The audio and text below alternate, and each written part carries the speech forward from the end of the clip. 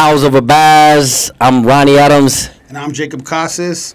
And we're here with Jesse Sandoval, and this episode is called Champions. Thank you for having me, boys. So, Jesse, tell us a little bit about yourself and what you do. Jesse Sandoval. I'm originally from Whittier, California. Now I'm in Baldwin Park, California. Started my own business. I have a property maintenance business that I run. We stretch out from Santa Barbara down to San Diego, out to the Palm Desert area. A father of 6, recently divorced. Just kind of grinding, man, kind of doing my thing. I really like to venue out in life and see what it has out there for me to challenge myself. I think the biggest thing is challenging. I don't think we challenge ourselves enough to where we can really well, only champions challenge themselves. That's exactly having my own business, driving myself, making things happening on my own. After time, I didn't want to work for anybody. I was tired of working for the big box corporation. All my life, I've always was a forklift driver. I was a conductor on the railroad, a diesel mechanic, and after divorce, I had, like I said, 24 years of marriage. After divorce, I kind of had to get out and find myself. That was my first time since I was 15 years old without... So when you say finding yourself, what do you mean by that? That was more of finding the howler in me, as you could say. Grabbing my balls and going, man. It was my first time being on my own. I've always had that baby mama was really who I always leaned on, and I didn't really find myself as a man until divorce set in. First time being by yourself without your 6 kids, that's just another life setting. It opens up the door to new challenges, and those challenges were a lot of long nights by yourself, a lot of long nights with a bottle. It's definitely opened up my eyes into life, into real life. So it was definitely some changes that needed to be made within me. I think the biggest thing was being alone, being okay and being alone, and knowing that you're going to be all right. And the biggest thing with that is, again, I'm a father of 6. I have 2 disabled sons. Since they were 6 months old, I've had to challenge myself, commit myself to being a dad, and cut out any or all bullshit that was going on. There was no late night drinking. There was no going to the bar with the boys. There was none of that because my sons needed that attention. My boy has had seizures since he was 6 months old, and his types of seizures are different. His type are the type that if you don't give him a medicine, he can die. And that was one of the big challenges. And at 20 years old, most 20 years old in life, they're running around having a good time. One of my sons is 20, and I think about him, and I tell him, hey, mijo, if you were dad and you already had 3 sons and your third one was laying in county over at USC Hospital because I didn't know what insurance was at that time, and your wife at the time is telling you we're going to lose your son, and he's laying on the table and he's seizing to death. He had been seizing for over 3 hours, and doctors didn't know what to do. And it came down to a point where they wanted to induce coma on my son, and at 20 I had no idea what that meant.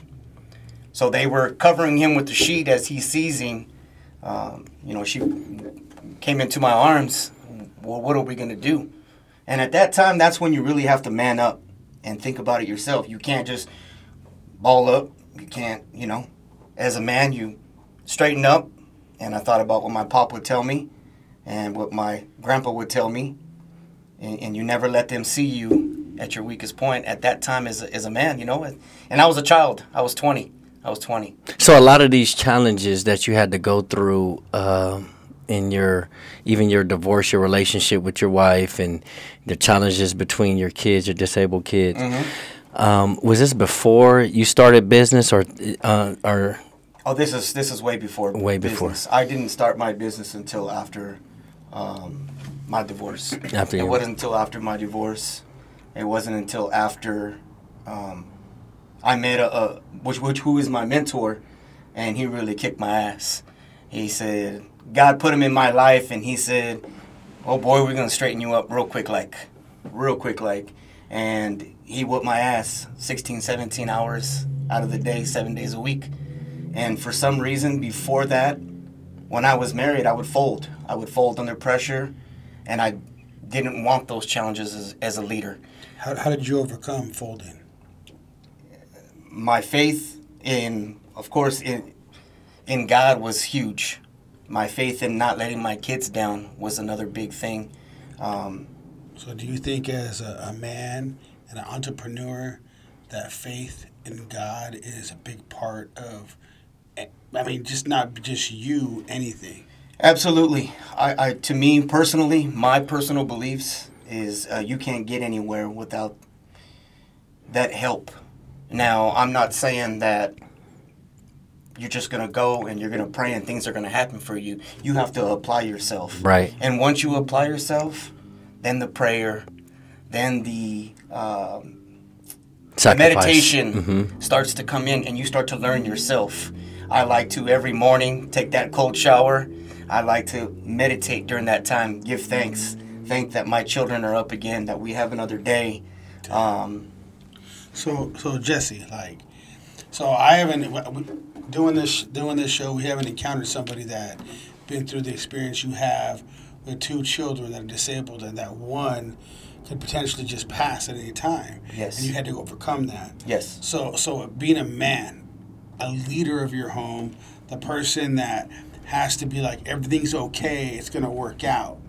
How do you live that life every day? How do you live that and move forward day to day? With the situation that we had, we were kids having kids. That's what I like to say. By the time I was 24, I already had 5.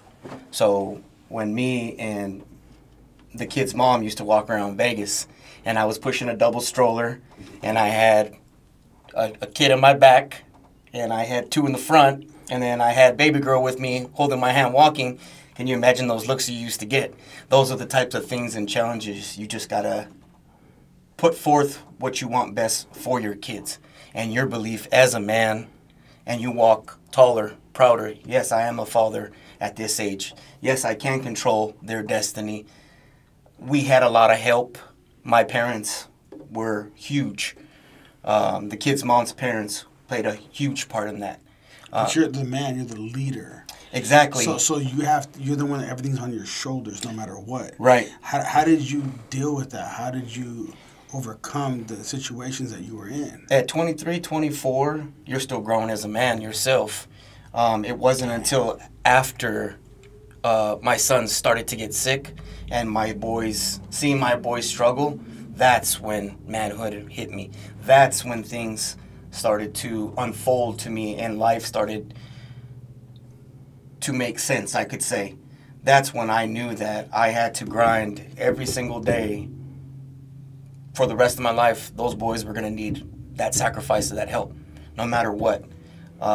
They will always live with myself or with the kid's mom forever. Forever. The reason why I started my business was to be able to not count on government help, government aid, because once they hit 21, once they become adults, the government... Yeah, they wash their hands with done. you. Yeah. Here's $500, live off of that, figure that out. Can we live off of $500? No. Hell no. And with my boys, they're very high functioning. They understand. They ask questions. Why do I feel this way? Why do I think this way? You have to be able to explain those circumstances to them. You have to be able to guide them. They want They want to be a boyfriend. They want to be a husband. They want to have kids. They can't. Right. There is absolutely no way they can.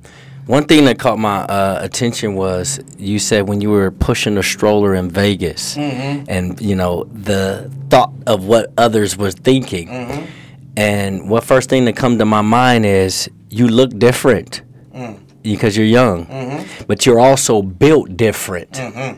You see what I'm saying? A lot of people couldn't go through what you had to go through, or hasn't been through what you hasn't been through what you've been through to be built the way you're built right now. Absolutely. You know, and I ran across, you know, I was at a park, and my uncle, he's disabled. And we were out there, and I was out there with another client that is disabled. He has autism. And a lady came up to him and was wondering who he was. And I said, he's with me. And she introduced me to her autistic son, and her son that she says, you might not understand. I said, oh, I understand. You know, this is for life.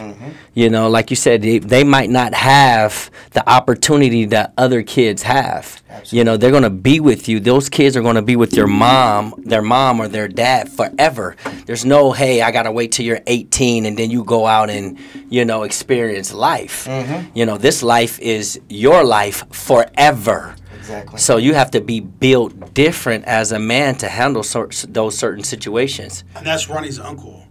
So patience, guys. Yeah. The patience is what That's good. builds. That's what starts. My son is autistic as well. So I have a son that has autism. And he has seizures, and I have a son that has seizures as well since he was 6 months old. My older son started them at 12. The challenges you have as a man, that you put yourself right away to the front of the line. You have to protect anything and everything. We didn't take normal family vacations. Right. We couldn't get on an airplane and say, let's go to Hawaii, because if we're in the air and he has a seizure, well, there is no emergency. Right. So as a dad, you have to plan out. You have to make what's best for them. You have to make vacations fun as Vegas to them. They like the water show. They like this. Certain things is what they appreciated and they liked. You have to make the sacrifice. So would you consider that the most self-sacrificing that you had to do as a... Absolutely. Absolutely. So do you feel like you self-sacrificed yourself more than anything from what you do? Absolutely. Absolutely. 100%. Your self-sacrifice, and it's just not... Once you sacrifice and you put yourself in that pecking order, then the kid's mom comes behind and the other kids come behind. So you kind of set up almost a triangle, almost like the John Wooden success. Almost who comes first. Yes, exactly. Wow. It's almost like that pyramid of success, but you have to be at the top. And what comes first, yes. And your shoulders have to be broad enough to bear whatever's going to happen at any time. Because we've had, I want to say, closer to 100, 150 phone calls to the paramedic, to the fire departments. We were one time in Vegas, and they had to come up to the 21st floor to come get my son because we didn't know what was going on with him. So the challenges like that, you have to still have your kids see you. Everything's okay. Look at dad and, oh, dad's not bad in the night. Oh, dad's got mom is cool. Everything's all right. Once they start to see that, then they can start to feel away. Then you have to teach them how to understand why they're sick as they get older. Why do I have to be an understanding brother and sister? Why?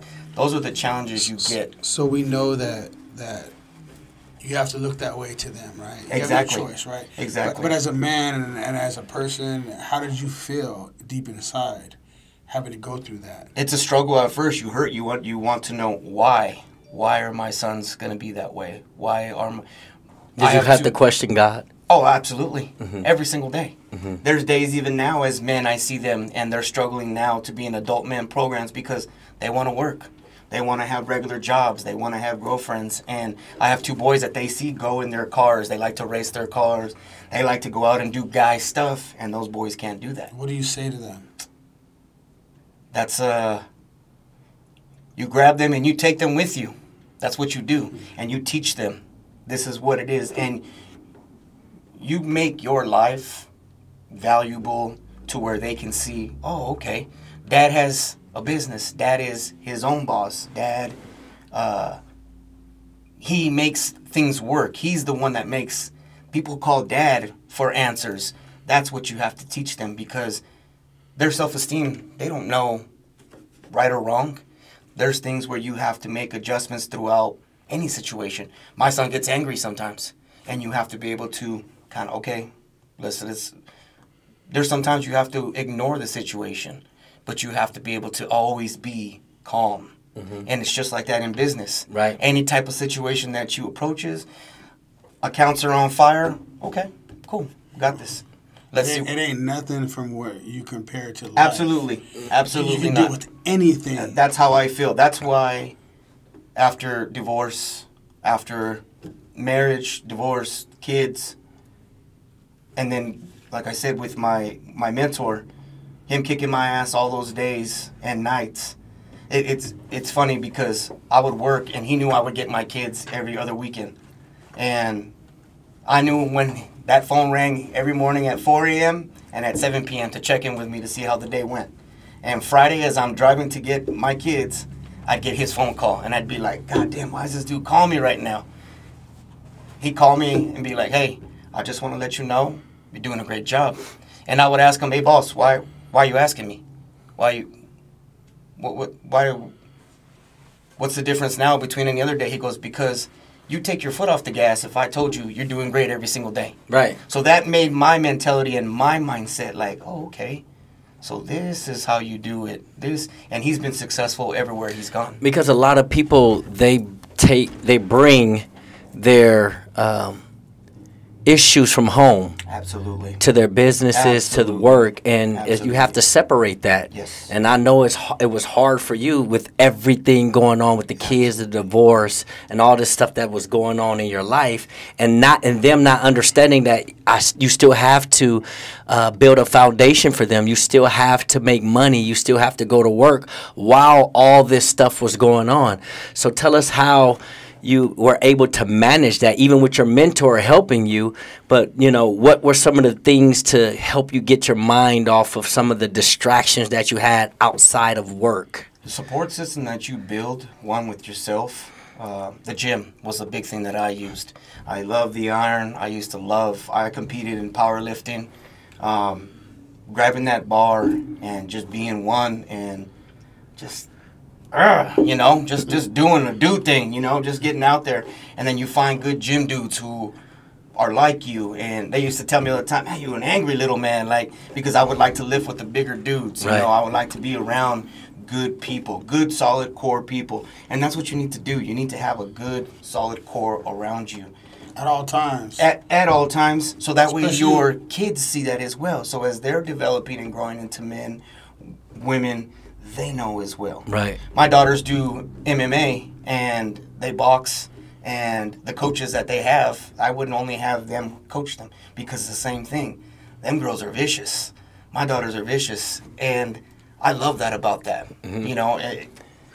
It's therapy for them. Exactly. And I can share that with them. We can sit and watch MMA fights. They enjoy sitting down watching stuff with dad like that, where you have certain guys that that's not what it's about, So MMA, that's a big part of my life, right? Okay. And it's really cool to hear that your daughters are into that. Mm-hmm. So she's 9, mm-hmm. and when she was 7, I saw her tap out a 13-year-old girl, right? So it was really cool to see, mm-hmm. and I feel like you being the position you are, so.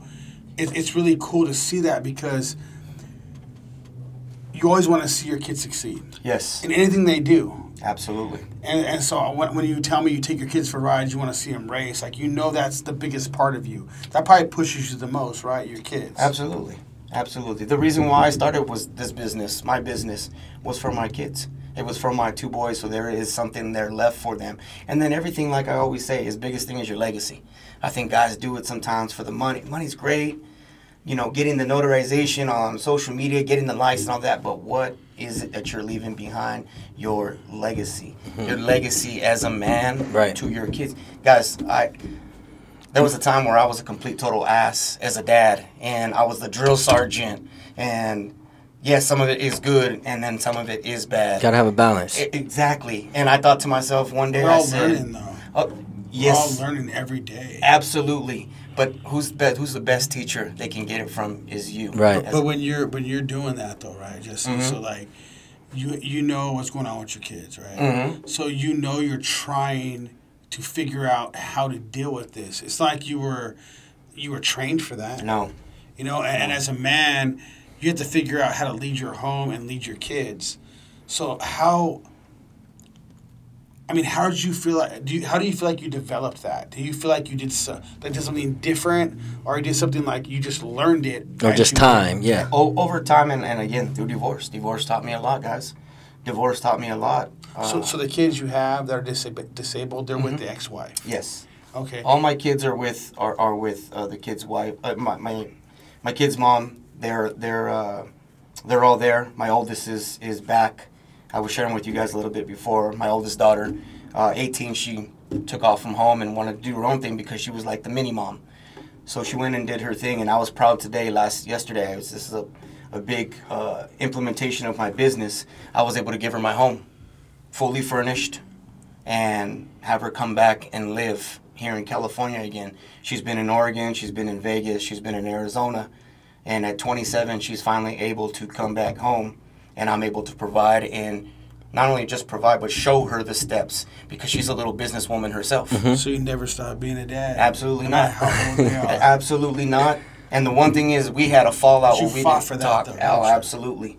And that's the toughest thing. Being a dad is not easy. It is always up against us, no matter what. No one wants us dads to survive and be successful. That's what I feel. That's why when I meet guys like you guys, like-minded men like you, it's very easy to talk. It's very easy to bullshit. It's very easy to... We met, and we're sitting having an old-fashioned, and next thing you know, we're sitting here now talking business. Yeah. And like you said about MMA, it's a great outlet. I personally want to one day own a gym as well. See, guys, my thing is just not property maintenance. My thing is a big, just like the way you We haven't even got into that. We yet. will though. We will though. Yeah. This is good because this is mental. so This is Jesse- mental health. Yes. So Jesse Sandoval, he owns his own business. We haven't got into that because we just went somewhere else. Wherever we're going, That's how we're doing it. It's a good spot, so it doesn't Right. matter anyways. I do want to touch bases on what you said. Men don't get enough credit. You can be the greatest. A man can be the greatest dad, the greatest husband, the greatest friend, and at the end of the day, it's still expected more from him. Always. You know, so that's where the howlers come out. You know, we have to understand that. You know, we shouldn't. We can't look for the pat on the backs and the congratulations, because you're not going to get it. Nope. You're not going to get the appreciation. You're going to have to keep fighting. You're going to have to keep moving forward and being a man and showing not just everyone else but yourself that, you know, you can handle being a man, because it's not easy. And the thing is, nobody does give you pats on the back. But I feel like what we're trying to do with this is, in a sense, give each other pats on the back. Because when do we get an outlet? I don't remember getting an outlet. No, it's not happening. You know what I mean? Like, it doesn't happen. And I guess with friends, you get an outlet. Right, because But, we see you know, we see the hard work that you put in. But you gotta be really close friends, and you gotta trust them. That's hard to do, anyways, right? So I feel like, if anything, let's give somebody an outlet, because we all understand at the end of the day, Right. you know. Right. And if you have, again, core values, you have that understanding. I coached for 22 years, high school basketball. And I got the chance to coach low level. I got to the highest point where our guy that was in high school, he was the number 2 pick behind Kyrie Irving. And we got the chance to go to Arizona to watch him. We got treated like kings wherever we went. Great kid. Great kid.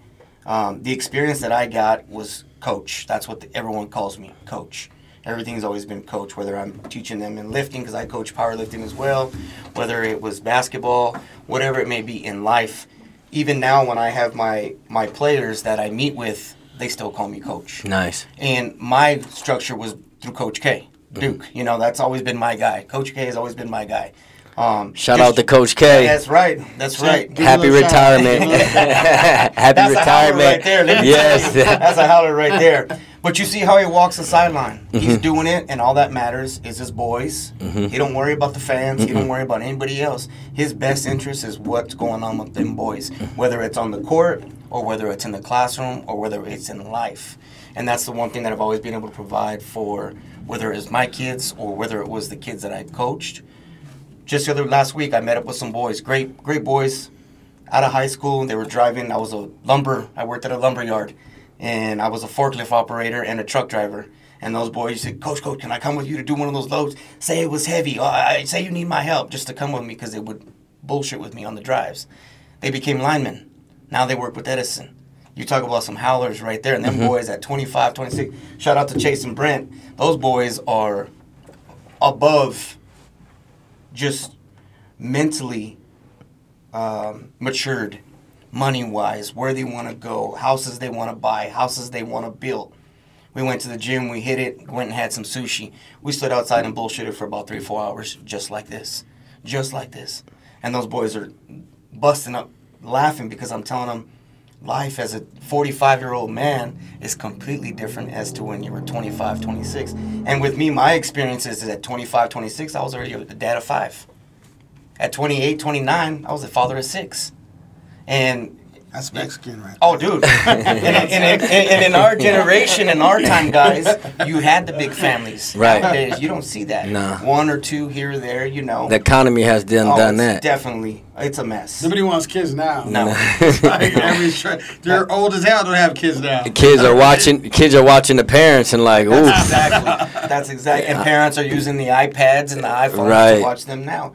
But the thing again is the self-sacrifice, what you want to put into the time as a man, as a leader, into whoever's in your life, whether it's business, whether it's personal, your family, your kids, whether it's your friends, whether it's your colleagues, you always want what's best for them. So if you can point out or use your past experiences, your past fuck-ups, a lot of them tell me, Coach, you have great advice, because I fucked up a lot. That's why I have great advice. I can tell you because I've been there, done that.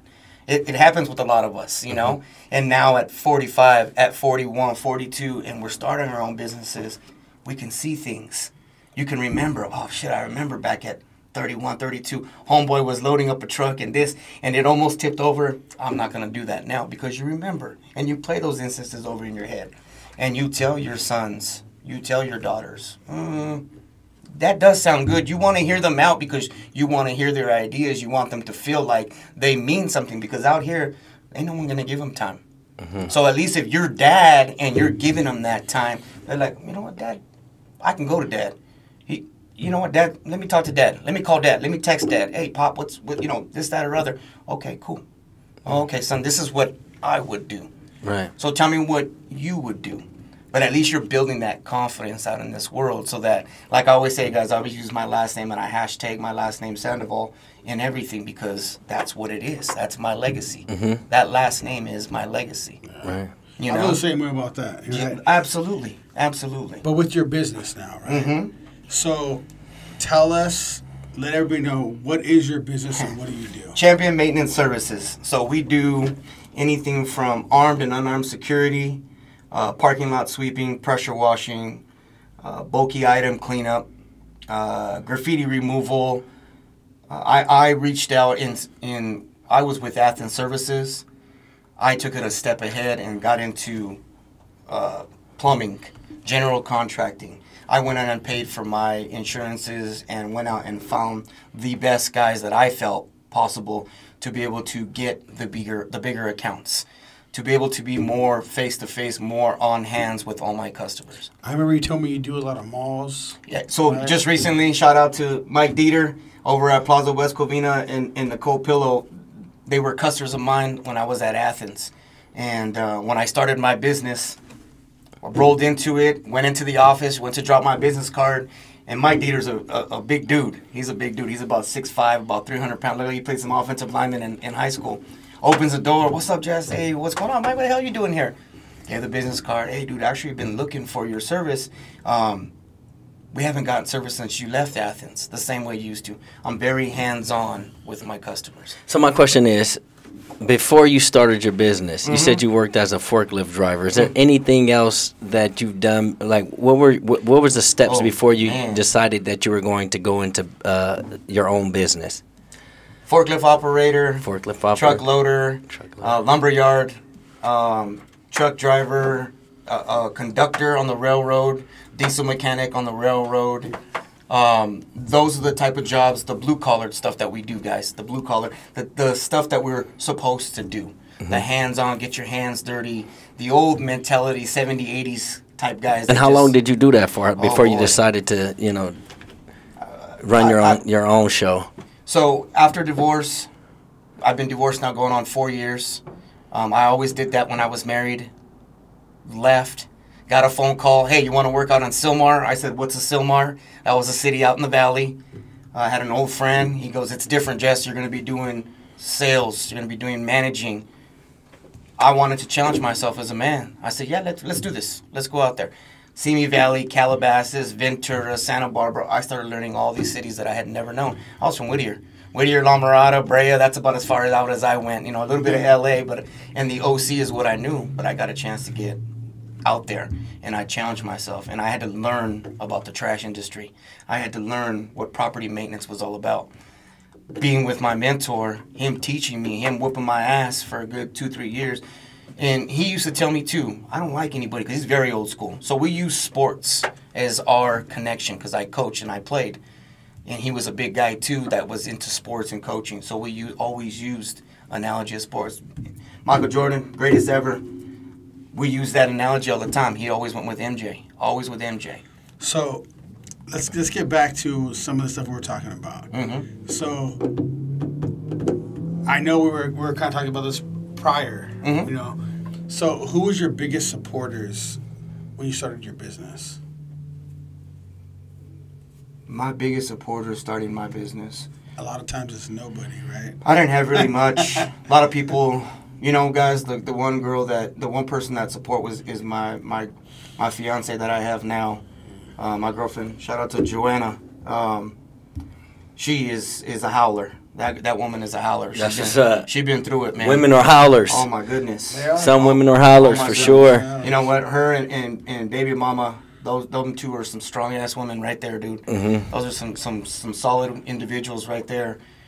Joanna said to me, "It's time for you to grab your balls and do your own thing." And I started in that mind process already. I was already saying, "I'm making everybody else rich. Now it's time for me to make my brand." So she was a real supporter, not Strong, just like, strong woman. oh, you could do this. She actually pushed you to do it. New Year's Day, get your shit together, grab your balls, go get your licenses. Damn. Mm-hmm. Just like that. That's like, hey. And it's important to have a strong woman, you know, on your side. That's sexy as hell. Right? Like, let's get real. Absolutely. Because you want a girl to say that kind of stuff to you at the same time. Go get our money. Yeah, it's like you have it, now go get it. Yeah. Because you already have what it is, and she saw it in you. Definitely. And what are you doing now? Exactly. Exactly. So you had it, The belief. and she saw Yes. it before you Yes. saw it. The support that I never had before, and that's the crazy part about it. As dudes, yes, you have that support, but when you have a woman that says, "Go do your thing," And that's rare. oh, it's very, very rare. God, That's a rare we find. know how rare that is. Guys, let me share something with you real quick. I told baby mama, if I told you I had to go away for 2 days of business, what would you say? Hell no. If I told Joanna, hey, I got to go away for 2 business, you need me to pack you some meals? What you need? That's Get on what's your way. up. Don't be late. Go. You handle your business. I'm very blessed and very fortunate to have something like that in my life right now. That You was need my that. biggest supporter. And then my kids, my daughter, my youngest daughter. You gonna do what, Daddy? Okay, Daddy. You're gonna do good, Daddy. No matter what, you got this, Dad. Because They again, trust you. that's the thing why I said before I didn't put that in them, and now that I have that relationship with them after divorce, and a lot of dads after divorce, you go out and do your thing, Right. You forget, Right. You forget. A lot of guys forget. A lot of dudes, a lot of guys that don't want to be involved, that think they're what it's all about. No, it's just not you. Those are the people that's waiting till their kids get 18. Thank you very much. Well, when you have kids, it ain't about you anymore. Nope. It ain't about your life. Nope. It's about your kids. Nope. So you have no choice but to be that person. You have to take care of them, and at this end of the day, you got to make sure that they're going to grow up to be somebody. So at the end of the, you have no choice but to put that into them. That's exactly what So it your is. life doesn't. It exists, but it doesn't exist the way you think it does. Shout out to all the dads that expect to be dads until they leave this earth. Most parents only want to be dads and moms until the children are 18, and then there you go off to college. I do the bare minimum. Yep. But shout out to those dads that understand that I'm building a business, I'm building a future, I'm building something big for my kids because I brought them into this world, and my job is never done. And you know what's crazy is I hear about a lot of dads not being a dad, right? But I feel like the people I surrounded myself with as friends throughout the years of growing up, they're mostly in their kids' lives. Yeah. Like they're more of a parent than anything. Yeah. They're always been dads. I feel like I don't know if it's our generation or what the case is, but I feel like we've put more time to our kids than the past, right? Because we're all around the same age. So I feel like that's the way it's been. Maybe it's because of the trauma we've been put through, or whatever the case was. Definitely. But we actually put a lot into our kids. We pour that into them. In a lot of dads that you say that don't, or parents that don't, they get caught up in the social media. They get caught up in what they hear, what they see, or what they read, instead of just having their own beliefs. That's the biggest problem with us these days now, is that you don't worry about what the next person's doing. Don't worry about what you read or what you see. Put the phones down, put them away. My thing is always, when my kids would stay with me, I have a tray as soon as you walk in my front door, and they knew when they came to my house, that phone goes there. You get 2 texts to mom. That's it. It's our time. Take the earbuds out. Put the earbuds in there. That's it. When you're with dad on the weekend, you're going to communicate. You're going to talk with each other. And give it a day. The next day we're driving in my truck, and they'd be like, hey, Dad, you know what? Jesse, you're pretty funny. My son's name is Jesse. Hey, Jesse's pretty funny. Well, yeah, if you communicate, you talk to him. Yeah, that's how it is. That's how we used to do it. This is that time to understand. We're funny as hell. What are you talking about? Goddamn right. This is that time to get to know you. Showing building those relationships. Build that relationship. Building the relationships, because, like you said, you never stop being a dad. Before I came here, guess who I talked to? Right before I came here, I talked to my pop. Shout out to my pop, Big Chewy. Dude, without that man, and we never see eye to eye, but that's the best part about it. That is the absolute best part about it, is not seeing eye to eye with somebody and being able to talk with your pop. My proudest day was one day he came to me and asked me for advice as a dude. That's huge. When your pop can swallow, and pop's from the 70s, he's old school, he's old school. Mom needs to make sure that meal's there, this, that, it needs to be done this way. And when your old man comes to you and talks to you, and all right, that's pretty good. And he didn't say that, but he did. Okay, and when you see it differently the next time you're around him, then you know that you got your pops. That respect thing is there with your pops. That's good. And that's a huge thing. That's a huge thing. Validation from your pops is always big. Because they always say you can't teach an old dog new tricks. Yeah, absolutely. I had my dad tell me one time that you were a really good dad. And from your dad hearing that, I was like... That's huge. And I feel like, we could, as like... the people we are, entrepreneurs, the people we're trying to lead, do things, and just be better and bigger than we can ever be, right? You never feel like you're the dad, right? You're like, damn, I can always do better. Right. But when my dad told me that, it was like only a couple weeks ago, I kind of like paused, like, oh. I was like, man, I wanted to be like, no, I'm not, Dad. Like, you know what I mean? Like, I could be way better. Right. But I was like, whoa, that's cool, like, to hear, because you don't hear things like, and when it comes from your dad, you're like, dang. That's you know what I mean? That's a big like, figure in your life, it's man. a big deal. And then that goes to transitions back to the business part of it, where now you really feel like, okay, if you can influence or impact that man, and he's actually there, and he's got your back, and he's supporting you, what else do you need? What more do you need than that? The second is your woman. Of course. The second is your woman. Well, that validation from your woman is so important, because, especially if you're living together, especially if you're married, or especially if you're building something for that family, that validation helps us grow and continue to grow into a better man, and to continue to allow us to want to do this, not just for ourselves and our kids, but for her also, because everybody has that idea of having a mate in their life, and when you get that right one, you want to be able to do it for her also. Absolutely, and then you get your second chance at it. You get you can I have had 24 years where I wasn't, you get a chance to fix and make things right, is what you say, but having that backbone with you, helping you right by your side, and again, guys, it's important. It's important, and not that. Go back to what we say. She sits and watches MMA. She wants to box. She wants to get in the ring, and she wants to compete. So So that's a big thing for us. We're pushing ourselves to next February, March. I'm supposed to get in the ring and do grappling, and now she wants to box by the summertime. So even at 45, you can still challenge yourself. You still push yourself. It never ends, dude. Never, ever ends, and that goes back into the business part of it. Yeah. How far can you expand your business? As we were talking about how we got into family and growing up, now in the business part of it, what can you do? My biggest thing is always seeing, I'm a big Dana White guy. Shout out to Dana White. Shout out. Dude, that dude don't give a fuck about what anybody thinks. Like, he tells you, you tell me I can't do something, well, fuck you, because I'm going to do it. That's kind of the mentality that I have with certain things in my life when it comes to business. I've had the cards stacked against me since I was 17, 18 years old with kids.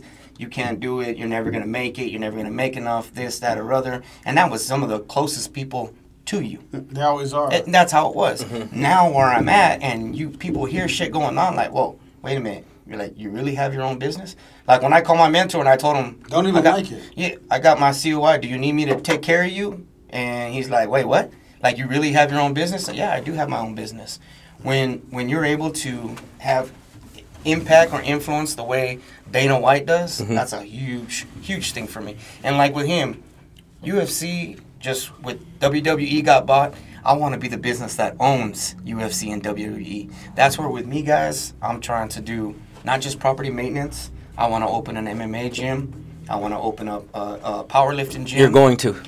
Most definitely. Definitely. Most definitely. I want to do all the things that people say can't be done. I want to have that be done. Barbershop with a tattoo shop in it. Upstairs is the gym.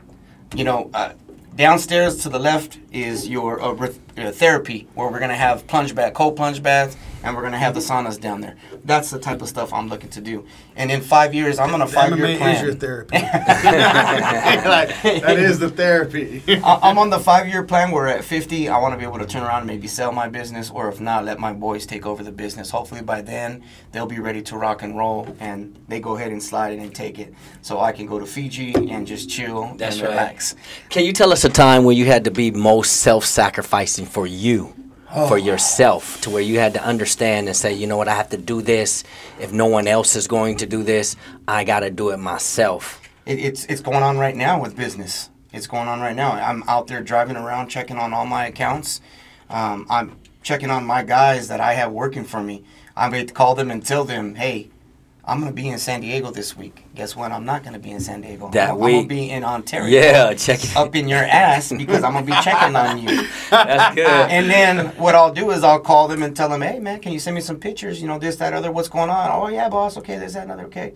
Wait about 10 minutes, call them back. Hey, man, where you at? Oh, I'm right here, boss. Okay, well, I'm right here. Where you at? What do you mean where you at? And then send them my location, and then you get the phone call. That's when you start to find your howlers. That's when you start to find the guys who are not about it. Right. But you have to be that guy. If they're willing to see that you're out there working, elbow by elbow, side by side, grinding with them, boss is up at 7 or 8 making phone calls. Hey, boss, when do you sleep? Right. When do you sleep? Sacrificing your weekends. We don't. We howl at night. That's right. That's right. It never stops. So that's what a lot of my customers say. Jess, you like to face-to-face. You don't text. You don't email. No, I'm going to be there. If I tell you I'm going to be there, I'm going to be there. These first 2 years are what's key when you start a business. To me, that's what's most important. Them knowing that whenever they call me, I will be there. I will answer the call. I will get you your service. I will take care of you, no matter what it takes. I want them to understand that when you call Champion, this is what I used to tell, and I learned this from my mentor. Be the easy button. Remember that Staples commercial where they say, oh, shit, it's bad, and they had that big easy button? So when the Plaza West Covina Mall calls me and they got a broken glass, the easy button is called Jess. Jess, can you take care of it? Yeah, I got it. Or they're at lunch with one of their colleagues. Damn, man, my fucking sweeper sucks, man. Well, let me give you Jess's number. Well, who's Jess? Don't worry. Just call Jesse. He'll take care of you. That's how I got. That's how I have established. The easy way out. That's how I've established a lot of my business, guys, is that way. So that's self-sacrifice of putting yourself out there. Almost like, as you would say, whoring yourself out there to the business. But I'm whoring myself to myself. It's for me. Right. It's to build me. Then you start having those dudes around you. You start to find those howlers around you that are going to be there. And my pressure washing guy, shout out to Junior, man. That dude, he's been doing it since he was 15. He's 30 now. That motherfucker just bought an Audi R8 for his mother-in-law. That's He's right. able to do something like that for her. You Good, gotta strong know- dude. And you got to know how to separate the howlers from the bass. Absolutely. And the thing is, it's kind of crazy because they actually show themselves pretty early on. They do. Even if you got to use them. Set traps. Because everybody needs a bass. Yep. You still need workers. Yep. So everybody needs a bass still, but the howlers is the ones you're like, okay, this dude is going to run my business one day. When I could just be on vacation, this dude's going to handle all my stuff. Mm-hmm. And you know that, right? Like you know that right off the bat. Yep. Who's howling, who's not. And you said, like you said, you use a bass against a bass, so you start to find out what's really going on. And if you have that right howler side by side with you, and you can talk him through it, then you're gonna build your own another little entrepreneur sitting right next to you. Right. You know, and that's the best part about it, guys, is getting to these guys at a young age or at an old age, like you just said. Someday they say you can't teach an old dog tricks. Well, fucking look at me. Look at me right now. I feel like our breed's different though, because like we have no choice. No. Because like the whole like social media, everything comes down to any type of like the phones. They change all the time. Oh, man. I mean, we have no choice but to change. And it's kind of like, I mean, this is our generation of Right, change. right. It really is. So I feel like we have no choice. Adapt or, Yeah, are like you they dead? say. Are you dead? Are you dead? You die. You're right. It is How what it important? is. How important is your leadership to the ones that are around you? How important you feel like your I leadership believe is? it's everything. I believe it's everything. You show up early. You're there. You're the first one there. You're the last one to leave, like they always say, guys. That's how leadership is. That's what's established right Where from the does your get-go. leadership start? My leadership starts the second my eyes open. The second that my eyes open, I don't push snooze. You Ready. roll up and roll out, and you're ready to roll. That was taught to me through my mentor. Shout out Will Wilson. Dude is just absolutely phenomenal man. Unbelievable dude. I mean, he can get. They always say you can't make chicken shit out of, or what do they say? You can't make chicken salad out of chicken shit. That motherfucker can make macaroni salad and some other dishes with that shit. Because So leadership is very important to you. It's everything. Again, Coach K, another one of my big guys that I lean toward. Michael Jordan. I mean, you sit there and you watch that dude, and I hear everybody hate on him, but motherfucker won. And he got the best out of everybody. You're not here to be liked. That's the biggest thing. That's what I'm starting to learn now, even at 45. Leaders aren't liked. No. That's what it comes down to. So like, Howlers aren't liked. Howlers are not No, allowed. they are it's lonely not at liked. the top. Nope. Right? It absolutely So is. as a leader, right, we know that it starts in the home, right? It always starts in the home. So it's kind of like now you're an entrepreneur. Now you have your own business. But you had to lead somewhere before you started that, right? Absolutely. So you obviously were a leader before that. So you lead at home, then you got to lead at work. So your leadership never ends now. Never. You can't just be hidden in the cut anymore. It doesn't stop even when you're on the street. Even when you're on the street. Look how easy it was when we met. Yeah. Leaders, howlers can do that. They can feel comfortable with themselves to be able to start a conversation. That's how business is built. That's how business is made that way. We go anywhere. My girl and I, we can go anywhere and kick up a conversation with anybody. Anybody. Don't make a difference where we're at. Don't make a difference who it is. It could be an old senior citizen lady. It could be some young kids. We have my mentor. You told me you got the gift for gab. All I want you to do, shake hands, kiss babies' foreheads. That's all I want you to do. And I've been good at that, guys. And I wasn't made to believe that when I was a kid. I wasn't made to believe that when I worked on the railroad, when I was a forklift operator. Didn't know I had that in me. It wasn't until after, when I got on my own, like he said, you have some long nights, a lot of bottles of Jameson by yourself. Then you're taught something. Okay, either you're gonna make it or you're gonna break it. So that's unique because I've noticed that a lot of people felt like they were leaders from young age, and you said that you were built to be a leader. That's how you felt. Absolutely. So Absolutely. at that, so it's not over for people right now No. that doesn't think that they Definitely have not. leadership or Definitely can not. be a leader. No. You can grow into being a leader. You just have to have the tenacity, and you have to have that drive, and you have to have. That's why I'm here. That's why I'm here to say and share that with you guys, because like I said, you two are the same way. You got look at the age we're at. Look at what we're driving to do now, to get the message out to other dudes, to get the message out to other To the howlers. bass. Yes, and to let them know. It's dude, some bass that are not leaders right now, and they can be leaders. Just chiming in Absolutely. to understand. You can have that one person in your ear now. That's the wrong person in your ear. So, there's something I want to ask you too. Mm-hmm. So, as a man, I feel like every real man has at some point in their life they have to be courageous. Mm-hmm. Now, in order to be courageous, they have to have fear. There is no being courageous without fear. Mm-hmm.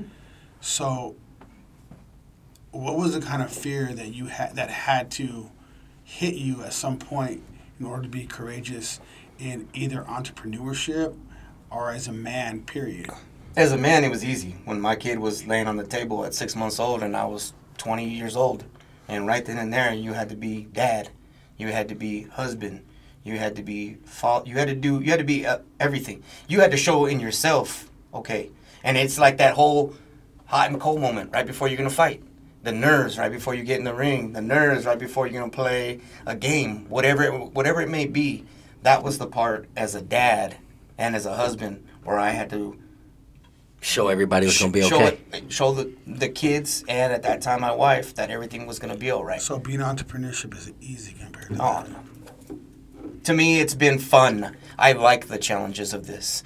Look where I'm at, sitting right here in this chair. This is a blast. I live for days where I can share more about my experiences, hear about your guys' experiences, to where we can reach out to others that have that, like you said, that are bass, that don't know, that think that, no, this is just it. No, this isn't it. This isn't it. There's a lot more out there, man. And you can grow into being something greater. Most definitely can. Most definitely can. It's You bazzing right now, but you could be howling in 3 to 4 years after a divorce. That's the biggest thing. But you've been howling from the beginning. Yeah. I don't care what you say, man. You were howling when you had your kid, and you had to howl silently. Yeah. To make sure that your kid got taken care of. Yeah. You're doing whatever it took. Maybe you thought you were bazzing, but you weren't bazzing, dude. Because you had to make sure your kid was taken care of, and you were fighting for that. Right. Courageous. That's being courageous. You took a lot in to be that. I remember, I'll share something. I baby mama, her dad told me at like 2021, you can leave now. You don't got to stay. I got it from here. And he's old school, traditional Mexican man, you know. Don't worry, she'll be fine. The kids will be fine. Leave. Go ahead. And I think he was challenging me. Now that I look at it now, I see where he was coming from. But I told him, I ain't going nowhere. My kids know I'll never go anywhere. And you got dads that bound, like you said, 18, they're gone. You got dads that take off all the time. All the time. You know, you got baby daddies that they're just, you got baby mamas that are just, they worried about themselves. I got more friends, girls, guys that I see that worry more about their TikTok followers, that worry more about what they're posting on TikTok, how many likes they're going to get, how many subscribers, and they're grown folk like us. Grown folk like us that are worried about stuff like that. And I'm telling them, well, what kind of example are you setting? You always have eyes. That's the one thing I learned as being an entrepreneur. Eyes are always watching you. Always watching you. Always. So whenever I post, whatever I put up, you're always going to see me smiling, having a good time. I show my kids that dad's always all right. They never have to worry about dad. Dad's always having a good time. I'm always smiling, always having a good time. Always. But are you always? Between us, right? Like we know that there's always going to be a lot going on. As an entrepreneur, let's just say period as an entrepreneur, right? But then you have the situations you have in your family. Of course. So you have to, I mean, we know, we have to put on that smile to make our children smile, right? So how does that affect you in reality? Like, how do you feel? Because I feel like people out there need to know this kind of stuff. Because we're all going to be tough inside, right? But everyone takes in challenges and has an effect in a how do you say it, guys? Growth, and then also how it's going to come out of you.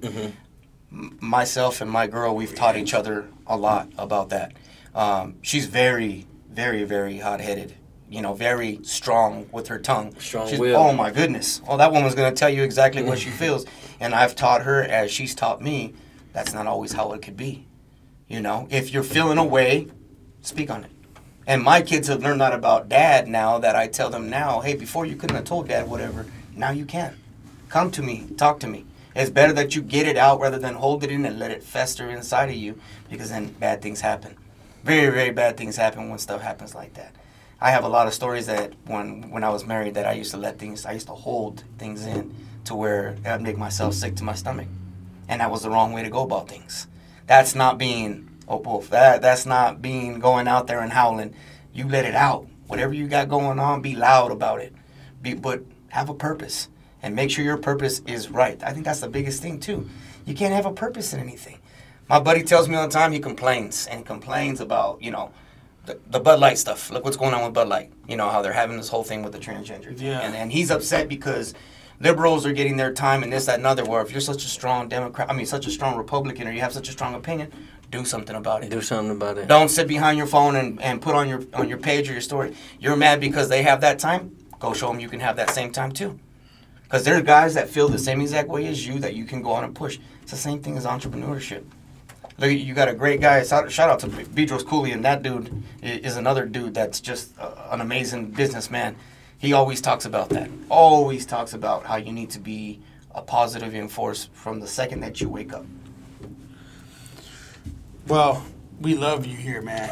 Like, honestly, this was a really good conversation. I feel like you need to be back on again. For sure. I appreciate that. Anytime. And I feel like this hour went really fast. Definitely. And I think I threw you guys for a little bit of loop. No loop for a throne. No. The thing is, though, when we asked you to tell us about yourself, we want to know everything. I was blown away, dude, by things that you've been that. through. And what I want to say is, I'm really happy that you came on the show. I appreciate Definitely. you guys And taking you're the time. definitely a howler more than I can even know. So I appreciate that. No, I appreciate that, and we all have our same challenges. Everyone has challenges, and that's the one thing about it with howlers, like you said. We all know that we stay balanced. And overcome. That's the biggest word right there, my man. And overcome. Have your purpose and overcome. And that's overcome. the biggest thing right there. Overcome. And like you said, always stay smiling. Yeah. Always stay smiling. Through it all. Well, this is How's Over Baz, and we really appreciate you coming on, Jesse. Thank you, guys. I appreciate you And guys. we're going to have you on again. Almost This definitely. is great. I feel like we haven't even reached a percentage of what we're going to be talking about. But I thank you for coming on. This is How's Over Baz. How's over This Baz? is Champions, and we're out.